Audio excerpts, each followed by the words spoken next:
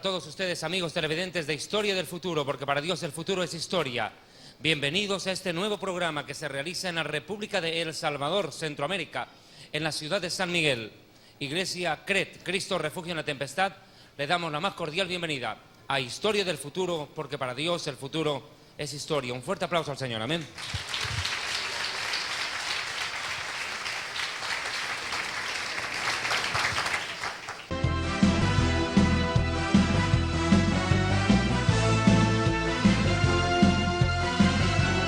El tema de esta oportunidad es un tema trascendental, importantísimo. El juicio final y el fin del mundo. ¿Qué tema, no? Hoy en día se está hablando mucho acerca del fin del mundo. Principalmente acá en Centroamérica, en este país, El Salvador, se desarrolló hace siglos atrás la famosa cultura maya. Ni qué decir en el país de mi amado hermano Abraham Díaz, Guatemala, donde las ruinas mayas, Chichén Itzá, toda esa región se ha visto poblada por este pueblo aborigen, que dicho sea de paso, vivió el ocaso de su cultura cuando los españoles descubren América. O sea, a la llegada de los españoles ya los mayas estaban en declive. La cultura maya pervivió durante muchos siglos, dejó muchos legados, principalmente en la ciencia de la astronomía. Ojo, astronomía, la ciencia que estudia las constelaciones y los astros celestiales. Los mayas habían descubierto muchas cosas, los planos cartesianos del cielo, pudieron conocer planetas que después de muchos siglos la ciencia ratificó su existencia.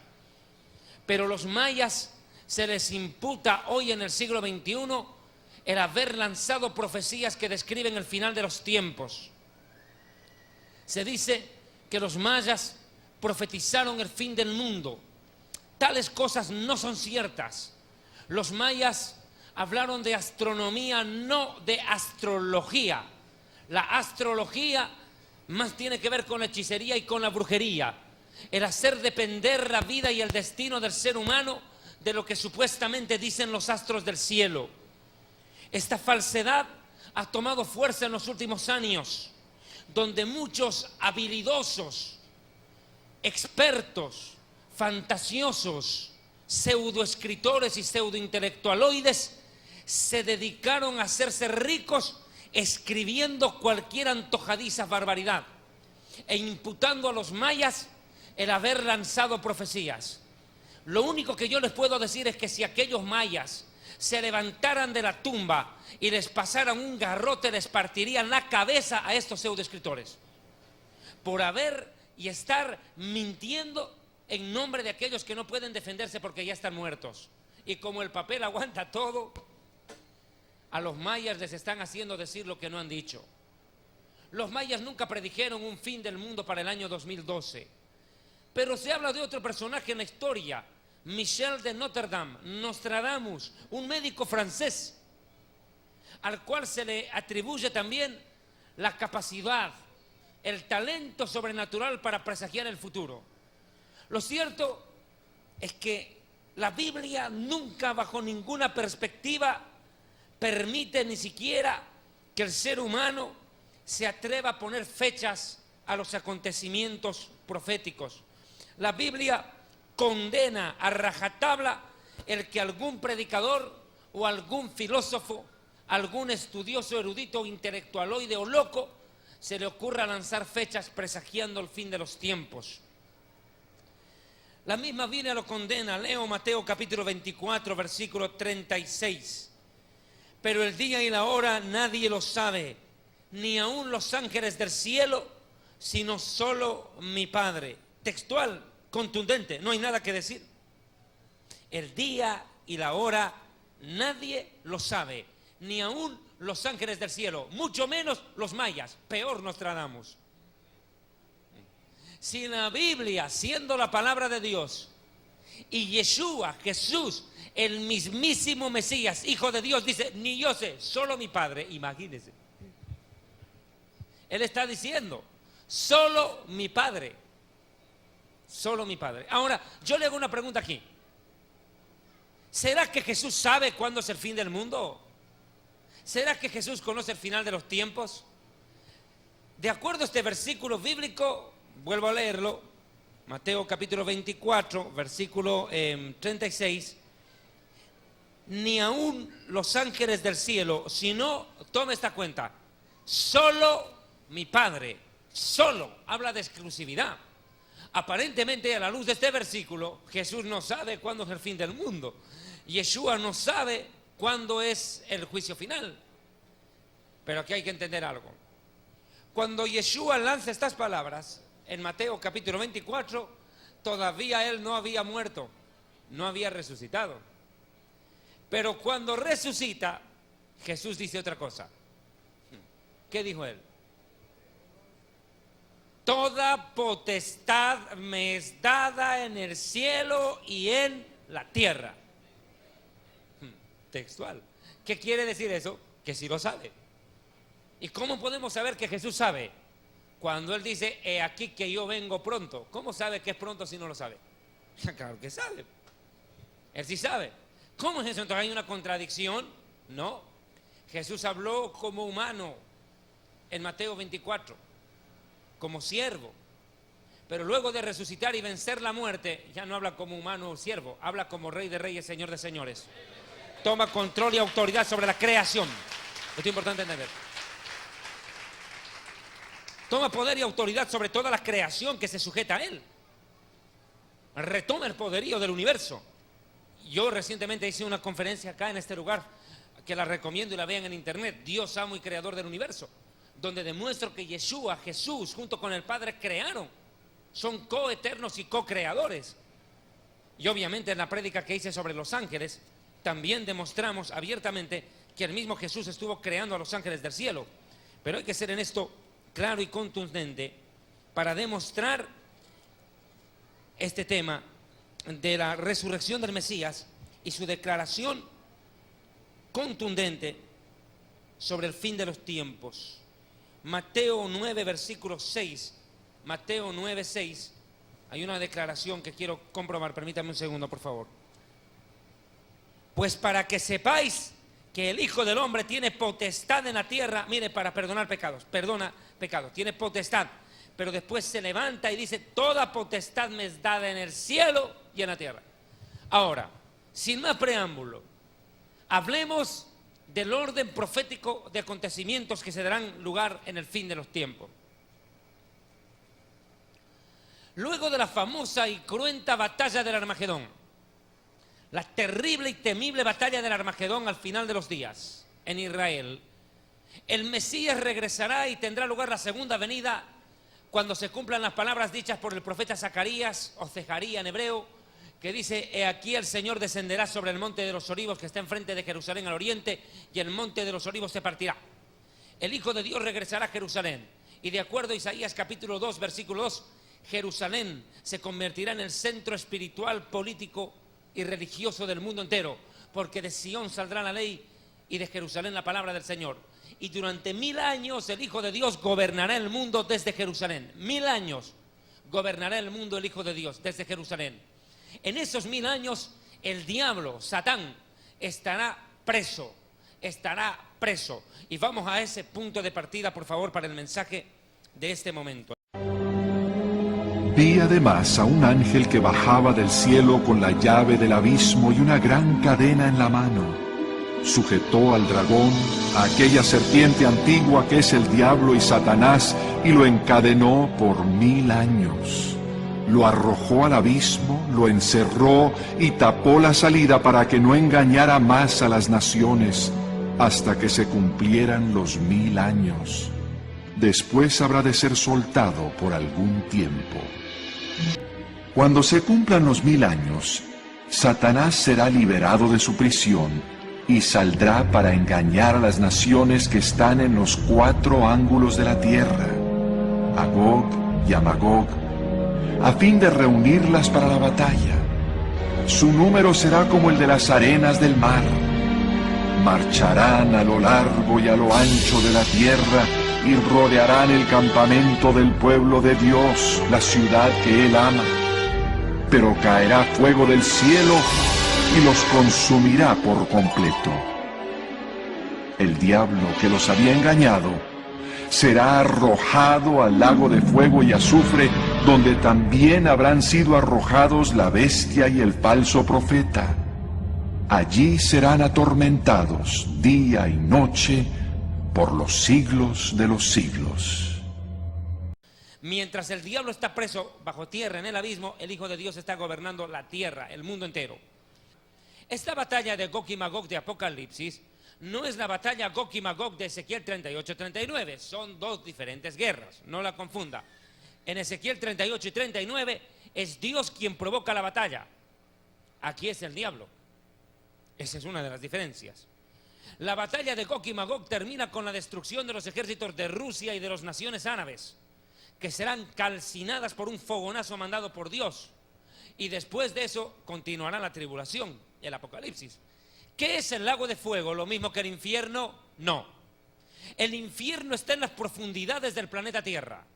Debajo de la corteza terrestre y debajo de la profundidad del mar se encuentra ubicado el infierno, un lugar de tormento que está trabajando en este tiempo y recibe las almas de todos los condenados, de todos los rebeldes. La Biblia lo llama Sheol en el hebreo o lo llama Hades en el griego. El infierno está en el corazón de la tierra. El Hijo de Dios dijo en Mateo 12:40, es necesario que el Hijo del Hombre, así como Jonás estuvo 3 días y 3 noches en el gran pez, así el Hijo del Hombre estará 3 días y 3 noches en el centro de la tierra. O sea que el infierno está en las profundidades de la tierra. A mí me ha sorprendido ver algunos videos en internet de predicadores perversos y locos que salen a refutar nuestras enseñanzas y dicen que el infierno no existe y se autodeclaran evangélicos y no son evangélicos, son locos. O si quiere, testigos de Jehová disfrazado de evangélico. Y los que no crean en el infierno, tranquilos, no se preocupe, van a creer cuando ya estén ahí dentro. Todos creen. No, a mí me dicen, David Diamond, están diciendo que usted es un falso profeta porque usted predica del infierno. Yo le digo, no te hagas problema, tranquilo. Yo no necesito ni salir a rebatir eso. Tranquilo. El que lee la Biblia sabe que hay infierno. Y el que lee la Biblia y desmiente a la Biblia y dice que no hay infierno, va a creer cuando ya esté ahí dentro, porque todo blasfemo termina ahí. No se preocupe. Mire, esta gente dice que no hay un infierno, pero el infierno está en el centro de la tierra. Yo he hecho una serie de 7 programas televisivos que ustedes los pueden ver en internet, que se llama Vida después de la muerte. Los pueden descargar gratuitamente de internet. Por eso no voy a detallar el infierno. Pero el lago de fuego es un lugar diferente. El lago de fuego nadie sabe dónde está. Nadie tiene la menor idea de dónde se encuentra. Pero aquí abajo de la tierra no está. No está dentro del planeta. Está lejos. Entre la tierra y el cielo en algún lugar anda metido el lago de fuego. Nadie lo sabe. ¿Quiénes serán los primeros en llegar al lago de fuego? Es la gran pregunta del millón. Al infierno llegan todos los rebeldes. Todos los rebeldes llegan. Uno de ellos fue Coré, cuando la tierra se abrió. Cuando el pueblo de Israel estaba en el desierto. Esos cayeron de cabeza en el infierno. Seol, la tierra se abrió. Vea que desde la antigüedad el infierno recibe las almas de los rebeldes. La pregunta es, si el infierno está debajo de la tierra, ¿qué es el lago de fuego? ¿Qué es en sí el lago de fuego? Mire, los primeros en inaugurar el lago de fuego serán el anticristo y el falso profeta. Compruébelo. Apocalipsis capítulo 19.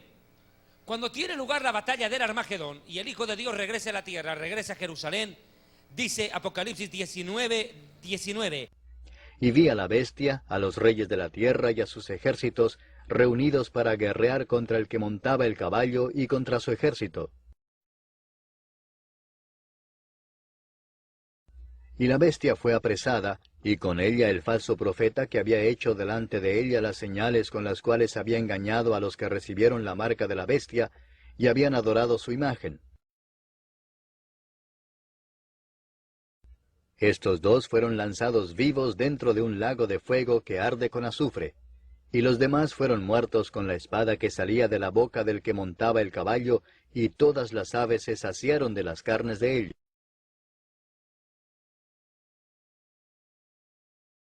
Anticristo y falso profeta los agarran del pescuezo y los lanzan al lago de fuego. No al infierno, al lago de fuego. Tan terribles serán las maldades que hagan el anticristo y el falso profeta, que Dios ha determinado mandarlos primerito a ellos dos, solitos, para que estrenen el lago de fuego. Los primeros dos en llegar al lago de fuego son anticristo y falsos profetas por 1000 años. Y luego de los 1000 años llega el tercer visitante ahí dentro. Lo tienen que esperar 1000 años a que el diablo caiga con ellos al lago de fuego. La pregunta es, ¿y qué pasa con los humanos y el lago de fuego? ¿Qué relación hay? Hemos visto anticristo y falso profeta y diablo metidos en el lago de fuego. La pregunta es, ¿qué va a pasar con la humanidad? Mis hermanos, el fin del mundo y el lago de fuego y el juicio final son tres elementos claros y contundentes que obran en el final de los tiempos. Yo siempre me burlo del diablo. Cuando el diablo quiere hacer daño a una persona, le recuerda su pasado. El diablo viene y te dice, ¿y tú cómo me vienes a predicar la palabra de Dios si tú eras un borracho, eras un drogadicto, un malviviente y me vas a venir a predicar tú? El diablo viene y te recuerda tu pasado para dañarte la autoestima. ¿Tú sabes qué tiene que hacer con el diablo? Recuérdale su futuro. Ese sinvergüenza no tiene solución. A nosotros Dios nos perdonó el pasado, al diablo no lo perdonarán en el futuro. ¿Cuántos alaban a Dios? Ese está sentenciado. Luego vi un gran trono blanco y a alguien que estaba sentado en él. De su presencia huyeron la tierra y el cielo sin dejar rastro alguno. Vi también a los muertos, grandes y pequeños, de pie delante del trono.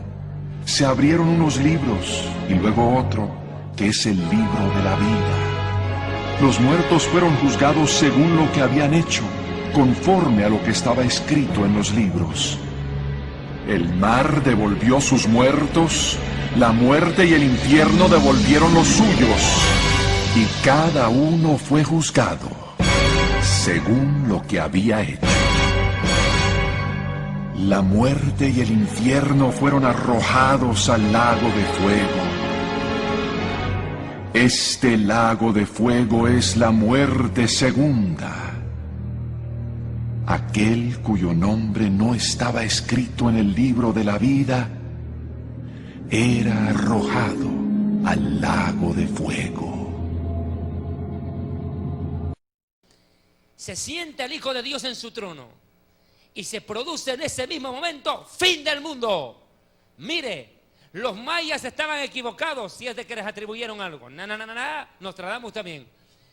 El fin del mundo no puede llegar, escuche, el fin del mundo no puede llegar mientras el Hijo de Dios no haya gobernado la tierra por 1000 años y el diablo termine en el lago de fuego. En el momento en que el Hijo de Dios se siente en su trono para juzgar a la humanidad, se produce el fin del mundo. En ese mismo instante termina el fin del mundo, se produce el fin del mundo.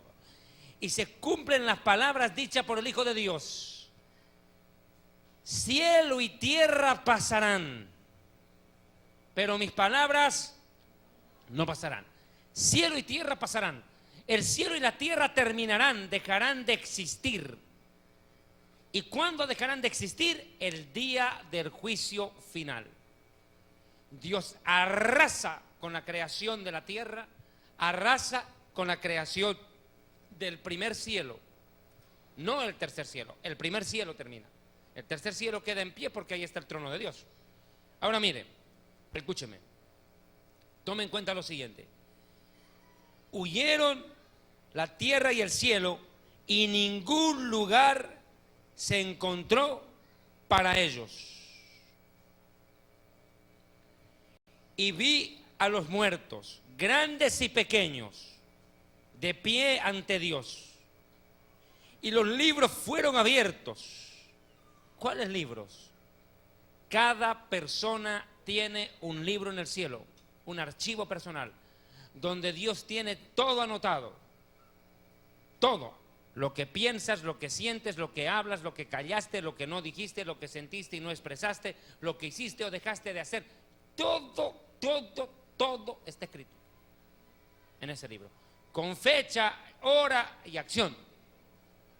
No está escrito solo lo que hiciste, sino lo que pensaste y lo que hablaste, para que se cumplan las palabras dichas por Jesús, que dijo: de cierto os digo, que toda palabra que los hombres hablen, toda palabra ociosa que los hombres hablen, de ella darán cuenta en el día del juicio, dijo. De cada palabra ociosa, de cada palabra, de cada frase, todo está anotado. Darán cuenta. Y los libros fueron abiertos, o sea, los libros personales de cada persona a ser juzgada. Y otro libro fue abierto, el cual es el libro de la vida. Ese es otro libro, diferente. Ahí está otra cosa anotada. Y fueron juzgados los muertos, mire, por las cosas que estaban escritas en los libros según sus obras. Vea, los libros contienen las obras de cada persona y el libro de la vida solamente el nombre. Pero mire el tremendo problema que se van a encontrar. Y mire quiénes aparecen ahí. El mar entregó a los muertos que habían en él. La gente del Titanic, ¿cuándo va a salir? 100 años ya están bajo el agua sus cuerpos. Pero muchos de ellos murieron en pecado y se fueron al infierno. ¿Cuándo van a salir de ahí? El día del juicio final. Saldrán a juicio la gente que murió en el mar, o que se ahogaron, o se suicidaron, o como quiera. Y la muerte y el infierno, mire, la muerte y el infierno. La Biblia dice textualmente, y el postrer enemigo a vencer es la muerte. La muerte y el infierno, mire, el Hades, entregaron los muertos que había en ellos. ¿Qué quiere decir esto? Mis hermanos, escúcheme bien, póngame mucha atención en esto.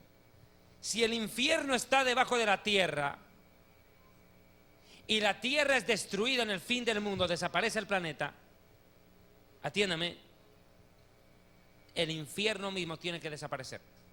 Al desaparecer lo que está en la superficie de la tierra y desaparecer la tierra, desaparece el infierno.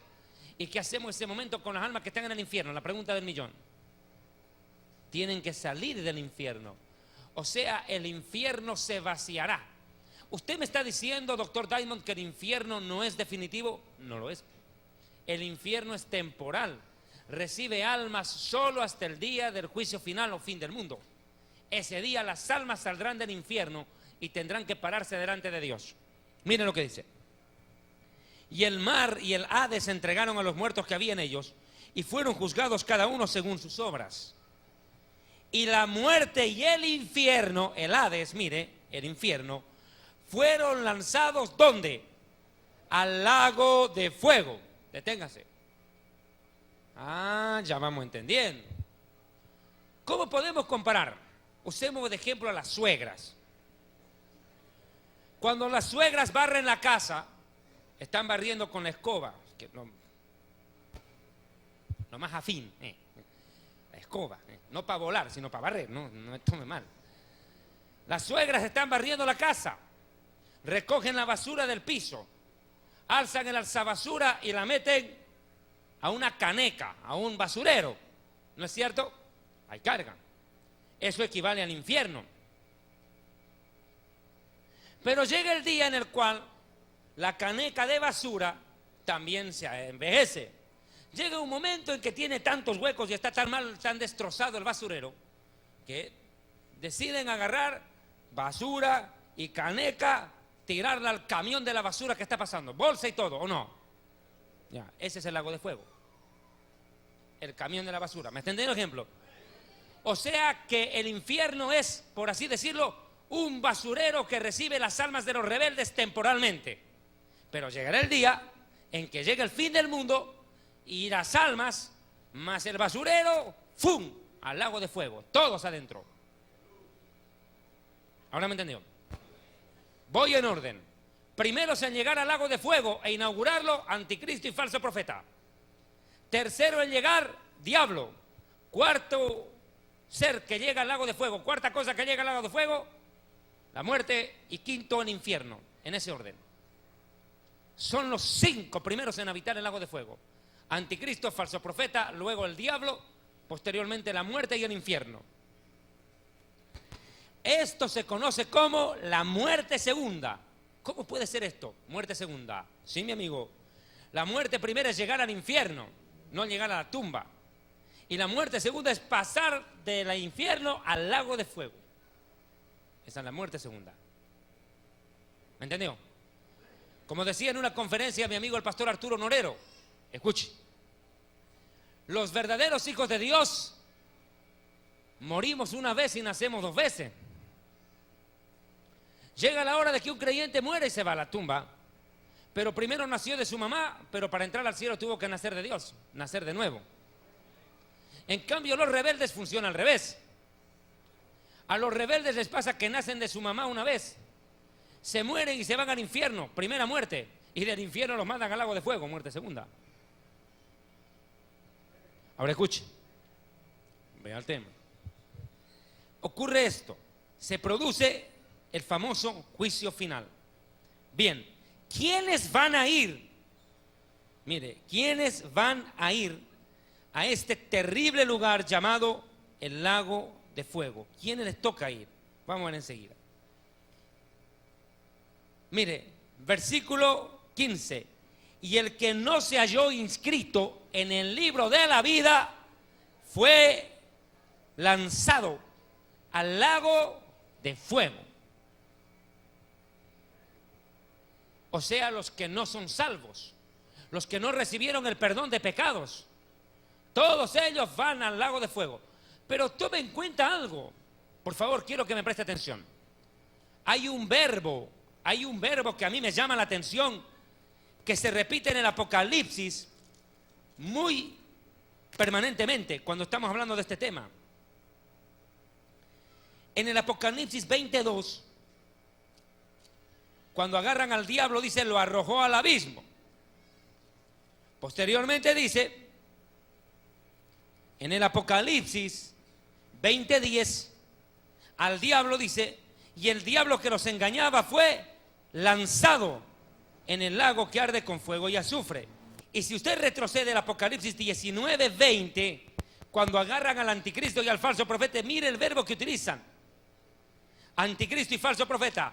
Estos dos fueron lanzados vivos dentro de un lago que arde con fuego y azufre. Y ahora mire lo que pasa con esto. Tremendo. Apocalipsis 20:14. Y la muerte y el Hades fueron lanzados. Y vea 20:15. El que no se halló inscrito en el libro de la vida fue lanzado. ¿Vio? ¿Qué significa la palabra lanzar? Botarlo. O sea, no es de que va a venir un ángel y le va a decir, distinguido rebelde, te voy a acompañar hasta el lago de fuego, vamos a tomar asiento ahí, te voy a dejar bien ubicadito, bien cómodo, para que la pases chévere, por la eternidad a gusto. No, no, no, no, no. Mire el verbo que utiliza, lanzar. Lanzarlos. Implica una actitud de ¿qué? De ira, de enojo de aquel que lanza algo. No lo envía, no le dice anda por allá. No, no, no, porque no va a querer ir, porque va a ver lo que le espera. Tremendo fogonazo ahí, ¿qué cree que va a entrar de buena voluntad? No, la gente no va a querer ir, no van a querer entrar a las buenas. ¿Quién los lanza? Es la pregunta del millón. Todo indica que este trabajo lamentable y desagradable lo tendrán que hacer los ángeles. Van a tener que agarrar a las personas y lanzarlas con violencia al lago de fuego, porque ellos de buenas no van a querer entrar. Es tan terrible lo que les espera y ellos lo van a ver, que no van a querer entrar al lago de fuego. La pregunta es, ¿y por qué los mandan al lago de fuego? ¿Qué hicieron estas personas? En vida no aceptaron el evangelio. Y voy a entrar a una rápida dramatización, si me lo permite. Se muere Perico de los Palotes. Pero antes de morirse Perico, estaba en la iglesia escuchando la prédica del pastor Vidal Alvarado. Escuchando la prédica. El pastor Vidal Alvarado lanza un mensaje acerca del arrepentimiento, el perdón de pecados, la salvación y la vida eterna. Habla del cielo, la nueva Jerusalén, y también habla del infierno. Y este Perico de los Palotes vino acompañando a unos amigos aquí a la iglesia y dice, ese pastor no le haga caso, es un loco. ¿Cómo que infierno? El infierno no existe. Va, la vida se vive una vez, hay que disfrutarla. La vida es un carnaval, azúcar, como decía la Celia Cruz. Azúcar, negrito. Ahora la Celia Cruz dice azufre, diablito. Está ahí abajo. Por bruja. Porque ella era bruja. Bueno. Ahora escuche. Lo cierto es que Perico de los Palotes sale burlándose del pastor Vidal Alvarado. Pero él lo que no entiende es que al burlarse del predicador no se burló del predicador. Jesús dijo, el que a vosotros os rechaza, a mí me rechaza y rechaza a mi Padre. Uy, uy, uy. Se fregó. Terrible problema. Se arruinó.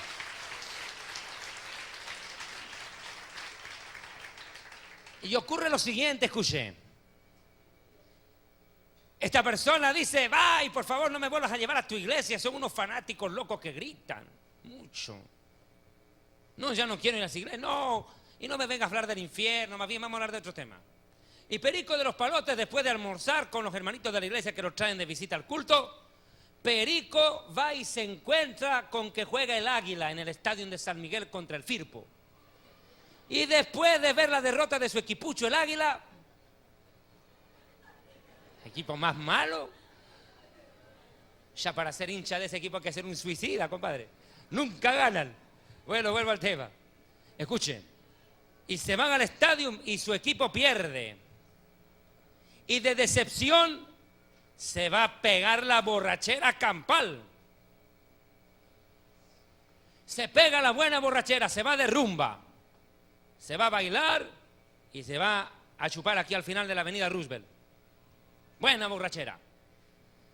Pero está tan perdido en el alcohol, el borrachito, que a las 2 de la mañana se para en plena vía a Santa Rosa de Lima y no se da cuenta que viene un tráiler a toda velocidad. Y puré de borracho. Pasa el tráiler, la tractomula, con 18 ruedas por encima del borracho.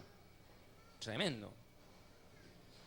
La pregunta es, ¿dónde va esa alma del borrachito? La Biblia dice, ningún borracho heredará el reino de Dios. Rechaza el evangelio y se va de cabeza al infierno. Al infierno. Los ángeles del infierno lo agarran y se lo llevan para abajo. La Biblia dice en Proverbios 15:24, el camino del entendido es hacia arriba para apartarse del Seol que está abajo, del infierno. Y la Biblia dice en el libro de Job que todos los días el Seol arrebata a los pecadores. Así como habrá arrebatamiento de la iglesia, el cielo arrebata a los santos, el infierno se lleva a los rebeldes. Dice Job, el infierno, el Seol, todos los días arrebata a los rebeldes, se los lleva para abajo. Escuche. Este borracho llega al infierno y lo primero que hace es quitársele la borrachera del susto al ver el fuego ahí dentro. ¿En serio? Y ese momento se da cuenta que lo que el pastor Vidal Alvarado había predicado en la tarde era verdad. Y lo ve en vivo y en directo. Y el más grande tormento de ese borracho es que en la mañana Dios le habló y le dijo que había un cielo y un infierno y era su última oportunidad y no la aprovechó. Se burló del Dios, se burló de su palabra, se burló del predicador, se burló del mensaje y terminó burlándose de sí mismo porque terminó condenado. Y ahora el que se burla de él es el diablo que lo tiene metido adentro. Y comienza el tormento de ese borracho. En el infierno el diablo atormenta a los rebeldes. Pero ocurre y surge la pregunta, ahora ese borrachito que puede morirse esta noche, ¿hasta cuándo va a estar en el infierno sufriendo? Hasta el fin del mundo, juicio final. Uy, mire lo que le falta. Por lo menos le falta más de 1000 años ya. De ahorita le falta 1000 años por lo menos. 1000 años y más. Va a estar en el infierno. Pero llegará el día en que ese borracho saldrá del infierno y tendrá que pararse delante de Dios. ¿Me está escuchando? Tendrá que pararse delante de Dios y no va a llegar borracho, va a llegar asustado. Y le va a decir, Dios mío, ten misericordia de mí, he estado por más de 1000 años en el infierno. Y el Señor le dirá, Tito, tú naciste en la República del Salvador, tal fecha, tus padres fueron tales, tu madre fue tal, tus hermanos fueron tales, esta fue tu vida, y tu primer pecado fue a los 3 años, le rompiste la cabeza a tu hermano con un vaso. A propósito, tú lo llamaste travesura, pero fue maldad. Y había maldad en tu corazón. Y empieza Dios a decirle toda la historia, todo su pecado, toda su maldad. Y el Señor le dirá en aquel día: perico de los palotes, has estado en el infierno, pese a que te di tantas oportunidades de ser salvo. Muchas veces te predicaron mi palabra y tú te burlaste y la rechazaste. La última vez que te predicaron fue el 29 de abril del año 2012. El pastor Vidal Alvarado habló de la verdad de la vida, del infierno y de la salvación, y tú te burlaste. Y esa noche moriste a tal hora en la carretera, atropellado. Y mi palabra dice que ningún borracho heredará el reino de Dios. Y yo no puedo ser burlado. Por eso llegaste al infierno. Pero te tengo una mala noticia. Tu nombre no figura en el libro de la vida. ¿Qué cree que hará ese borracho? Suplicar. Misericordia, por favor, no más. No más tormento, no. Y se cumplirán las palabras dichas por Jesús. Apartaos de mí, malditos, al lago de fuego preparado para el diablo y sus ángeles. Imaginen. Sentencia definitiva. ¿Cómo cree que va a reaccionar ese borracho? Él no va a decir, bueno, me voy. No, no, no. De acuerdo a este pasaje bíblico, dice que un ángel lo tendrá que agarrar y lo lanzará al lago de fuego. Nadie, ni siquiera el anticristo y el falso profeta, ni siquiera Satanás, entran de buena voluntad al lago de fuego. Ellos mismos tienen que ser lanzados, dice. Imagínese el borracho. Le espera la condenación eterna al lago de fuego. Será lanzado, impulsado por la fuerza contra el lago de fuego. ¿Quiénes no entrarán al cielo y quiénes sí al lago de fuego? Vamos a este pasaje bíblico, Apocalipsis 21:8. Pero los cobardes y los incrédulos, los abominables. ¿Quiénes son los abominables? Los que cometen pecados aberrantes. ¿Qué es un pecado aberrante? Tener sexo con la madre, tener sexo con el papá, tener sexo con el abuelo, tener sexo con un niño, violar a tu propio hijo, a tu hija. Eso es abominable. Los incrédulos, abominables, homicidas, fornicarios, brujos, hechiceros, chamanes, todos estos apóstoles de la prosperidad, todos que son la misma cosa. Los idólatras, ahí marchan los católicos por ahí. Y todos los mentirosos tendrán su parte, mire, su parte, su herencia, en el lago que arde con fuego y azufre. Esta es la muerte segunda. La pregunta es, ¿cuándo Perico de los Palotes experimentó la muerte primera? El día que la tractomula lo atropella, el tráiler lo atropella y se muere borracho y se va al infierno. Muerte primera. Y muerte segunda es cuando del juicio final, ¡fum!, lo lanzan para el lago de fuego. Muerte segunda. ¿Quiénes más van a ir a terminar ahí? Apocalipsis 20:15. Y el que no se halló inscrito en el libro de la vida fue lanzado. Otra vez la palabra, lanzado. Mire usted. Y los hechiceros, los fornicarios, los homicidas, los idólatras y todo aquel que ama y hace mentira. Y Jesucristo habló del lago de fuego y dijo, e irán al castigo eterno y los justos a la vida eterna. Lo dijo en Mateo 25:46. Este lugar llamado el lago de fuego está reservado para todos los rebeldes, todos los perversos, toda la gente que rechazó la salvación de Dios. No solamente desde que el Mesías vino, murió y resucitó. No, no, no, no. Al lago de fuego van a llegar todos los rebeldes, todos los que rechazaron a Dios, todos los que no quisieron el perdón de Dios y le dieron la espalda. Desde la época de Adán hasta el fin del mundo, todos los humanos rebeldes llegarán a este lugar que arde con fuego y azufre por todos los siglos de los siglos. Ellos terminarán aquí, en ese lago de fuego, mientras los justos saldrán a vida eterna. ¿Cuántos alaban a Dios?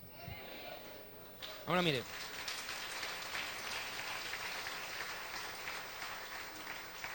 Ellos van a ir a juicio final. Ahora la pregunta es, ¿quiénes llegan al juicio final? Ahí está el terror de los hermanos. Y dice la pregunta, ¿y cuándo Dios no va a juzgar a nosotros? ¿Cuándo Dios no va a juzgar a nosotros, la iglesia? No, no, no.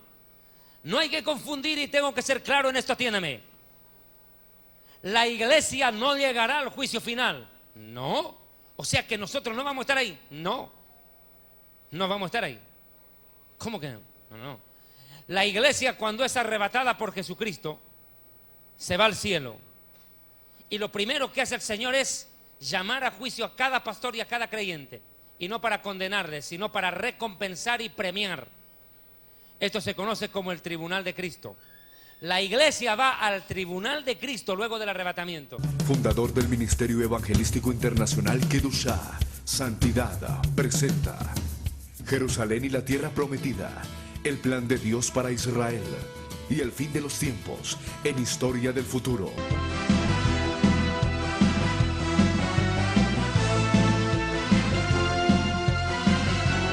¿Quiénes irán al lago de fuego? Apocalipsis capítulo 22, versículo 15.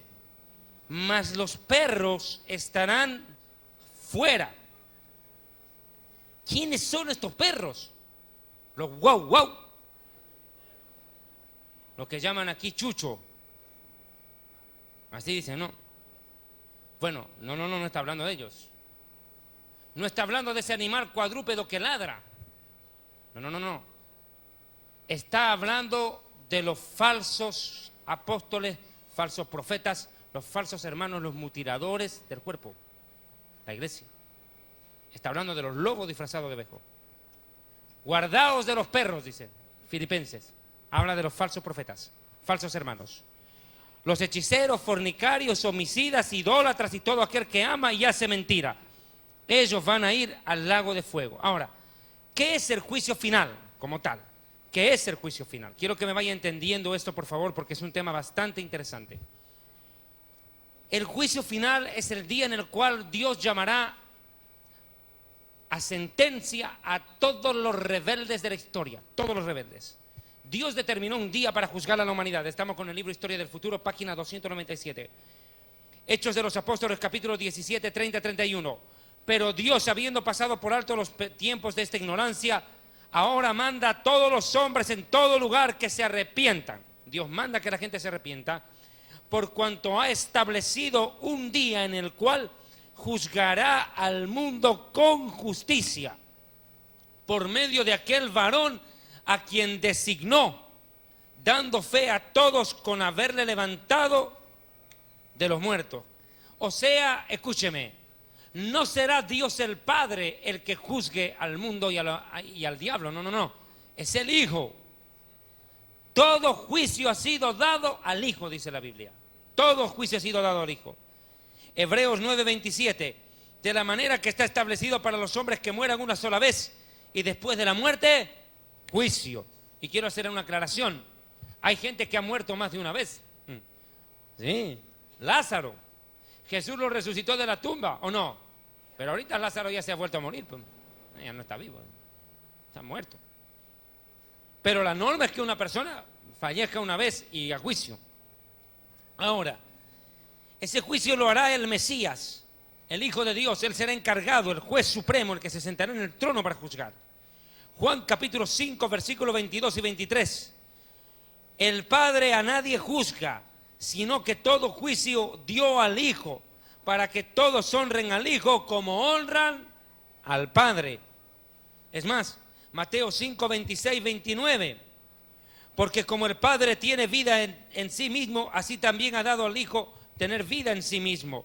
Y también le dio autoridad para hacer juicio, por cuanto es el Hijo del hombre, el Hijo de los humanos. No os maravilléis de esto, porque vendrá la hora cuando todos los que están en las tumbas o sepulcros oirán su voz. Y los que hicieron lo bueno saldrán a resurrección de vida, mas los que hicieron lo malo a resurrección de condenación. O sea que Jesús llamará a los muertos para que se presenten ante Él y los juzgará. Ahora, ¿dónde será este juicio? ¿En qué lugar? En el cielo. En la parte superior del cielo. En el segundo o tercer cielo. Apocalipsis 20, 11, 13. Y vi un gran trono blanco y al que estaba sentado en él, es decir, el Hijo de Dios, delante del cual huyeron la tierra y el cielo, y ningún lugar se encontró para ellos. Y vi a los muertos, todos, grandes y pequeños, de pie ante Dios, como habíamos visto. ¿Qué características tendrá este juicio? Será un juicio justo. Ahí no ¿qué te digo yo? El acusado, escúcheme, el acusado no va a poder llamar a un abogado para que le defienda. No. Es cara a cara ante Dios. No hay abogado defensor. No hay alegato. No hay plata que pueda sobornar a ese juez. El juicio es justo. No hay forma de escapar del juicio de Dios. Mire, Apocalipsis 2:23. A sus hijos heriré de muerte, y todas las iglesias sabrán que yo soy el que escudriña la mente y el corazón, y os daré a cada uno según sus obras. O sea, mijito, no hay nada escondido de nuestro corazón ante los ojos de aquel que reina para siempre. Nada. Él juzgará los secretos más profundos del corazón y la mente. Su juicio será perfecto y justo. Miren la Biblia, Mateo 10, verso 26-27. Así que no temáis, porque no hay nada encubierto que no haya de ser manifestado, ni oculto que no haya de saberse. Lo que os digo en tinieblas, decidlo en la luz, y lo que oís, decid al oído, proclamadlo desde las azoteas. O sea, mire, todo saldrá a luz ese día de juicio. Y mire lo que les decía hace un momento. Mire, será tan minucioso, tan detallista el juicio final, que podemos concluir con estas palabras. Mateo 12, 36, 37. Mas yo os digo que de toda palabra ociosa que hablen los hombres, de ella darán cuenta en el día del juicio. Porque por tus palabras serás justificado y por tus palabras serás condenado. Ahora miren. Vi también a los muertos, grandes y pequeños, de pie delante del trono. Se abrieron unos libros y luego otro, que es el libro de la vida. Los muertos fueron juzgados según lo que habían hecho, conforme a lo que estaba escrito en los libros.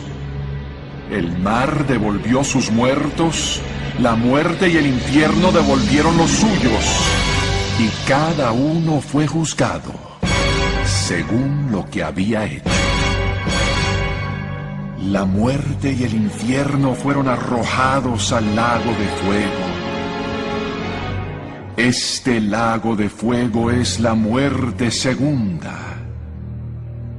Aquel cuyo nombre no estaba escrito en el libro de la vida era arrojado al lago de fuego. ¿Quiénes más van a ir al lago de fuego? La lista es larga. 1 de Corintios 6, 19, 20.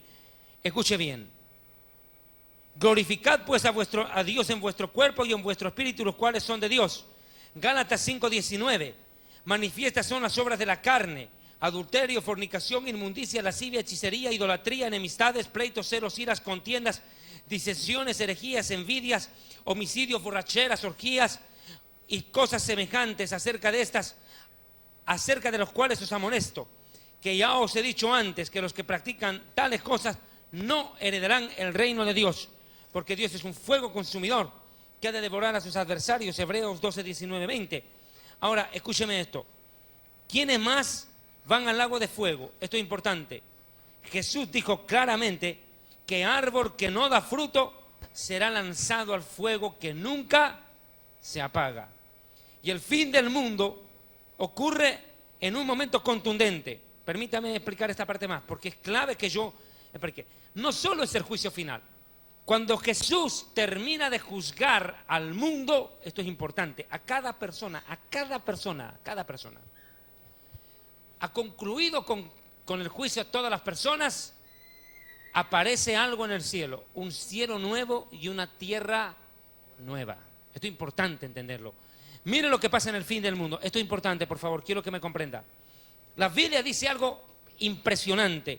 En el libro de Segunda de Pedro, capítulo 3, versículo 5 en adelante.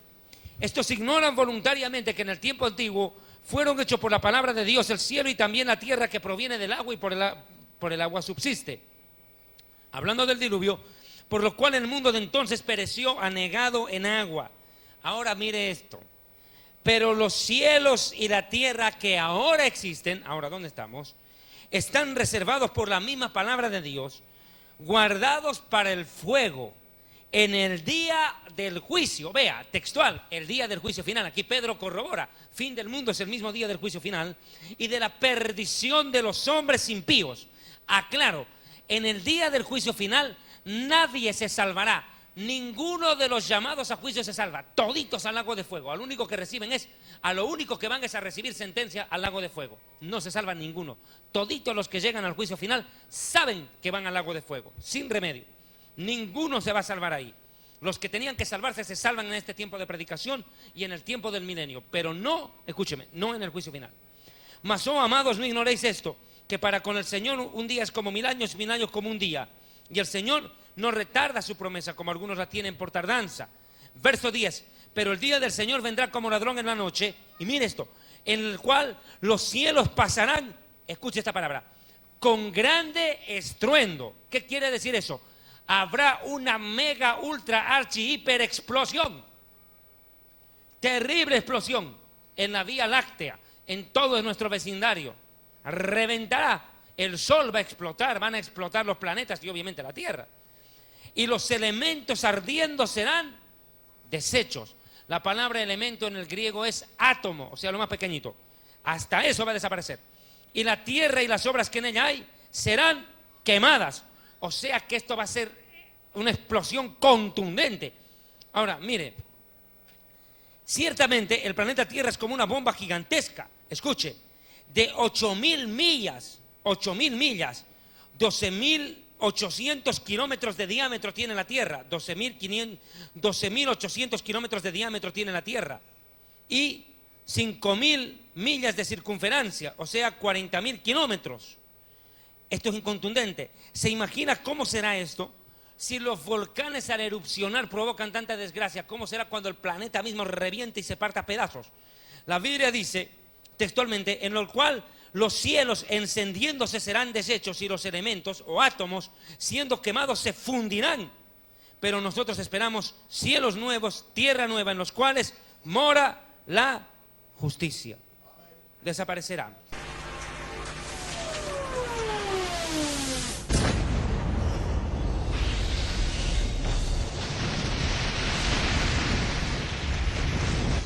Por el efecto del impacto, la corteza terrestre de una decena de kilómetros de espesor se despega del manto, produciendo lo que se conoce como un crust tsunami, un maremoto de la corteza terrestre. La fina película blanca son los 4.000 metros de profundidad del océano.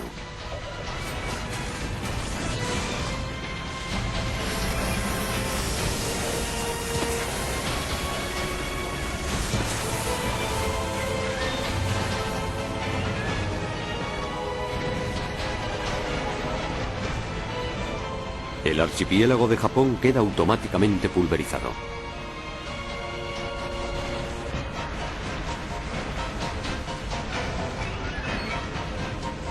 Trozos gigantescos son proyectados más allá de la atmósfera a varios miles de kilómetros de la superficie antes de volver a caer sobre la Tierra produciendo el efecto de bombas de una gran potencia.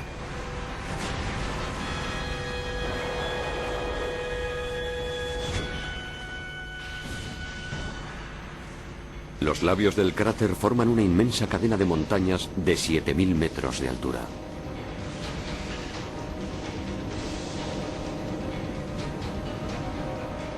El propio cráter es un golfo de 4.000 kilómetros de diámetro. Y esto no son más que los primeros instantes de la catástrofe.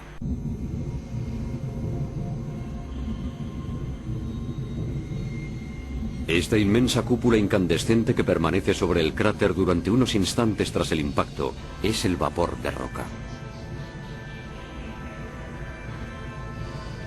100.000 millones de megatones de roca transformados instantáneamente en vapor por el calor extremo que genera la colisión.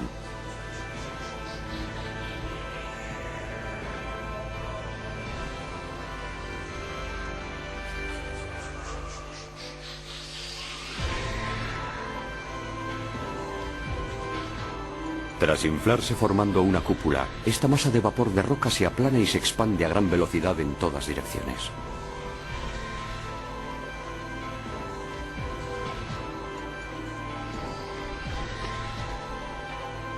Apenas 3 horas después del impacto en el océano, una extraordinaria ráfaga de vapor de roca con 4.000 grados centígrados de temperatura y desplazándose a una velocidad de 300 metros por segundo, alcanza el Himalaya.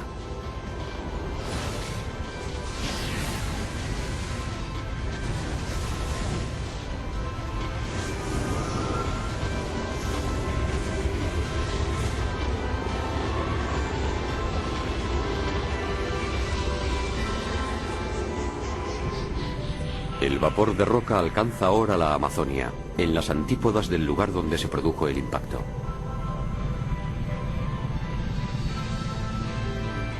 La intensidad del calor produce un fenómeno de combustión espontáneo. En un abrir y cerrar de ojos, la jungla se convierte en un océano en llamas.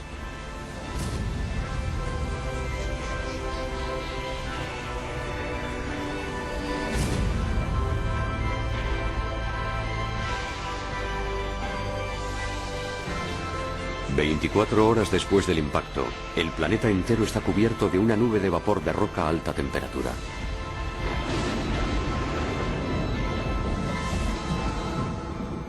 Esta nube cubrirá el globo terráqueo durante cerca de un año.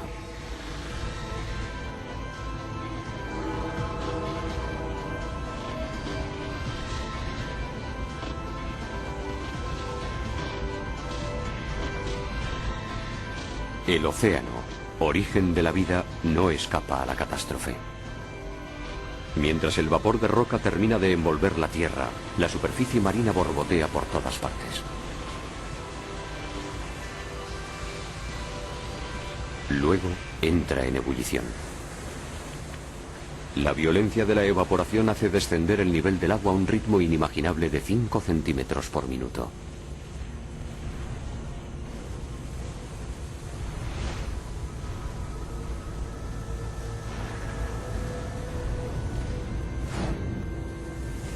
El agua del mar desaparece por completo. Solo queda la sal. Pero también se evapora rápidamente. El suelo oceánico queda ahora al desnudo y continúa sometido a esa temperatura extrema. Muy deprisa empieza a fundirse.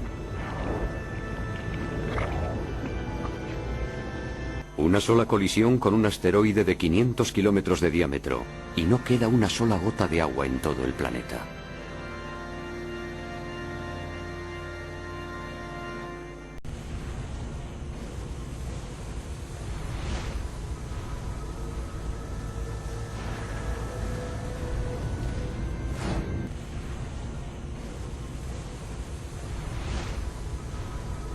Capítulo 21. Vi un cielo nuevo y una tierra nueva, porque el primer cielo y la primera tierra pasaron, y el mar ya no existía más.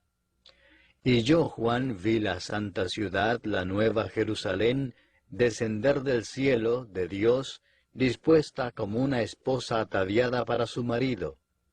Y oí una gran voz del cielo que decía: He aquí el tabernáculo de Dios con los hombres, y Él morará con ellos, y ellos serán su pueblo, y Dios mismo estará con ellos como su Dios, la vida.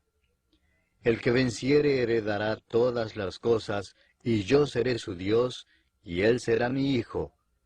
Pero los cobardes e incrédulos, los abominables y homicidas, los fornicarios y hechiceros, los idólatras y todos los mentirosos tendrán su parte en el lago que arde con fuego y azufre, que es la muerte segunda. Bueno, mis amados hermanos, que Dios les bendiga. Ha sido un verdadero privilegio compartir con ustedes. Muchas gracias. Dios les guarde. Amén. Fundador del Ministerio Evangelístico Internacional Kedushá, Santidad, presenta Jerusalén y la Tierra Prometida, el plan de Dios para Israel y el fin de los tiempos en Historia del Futuro.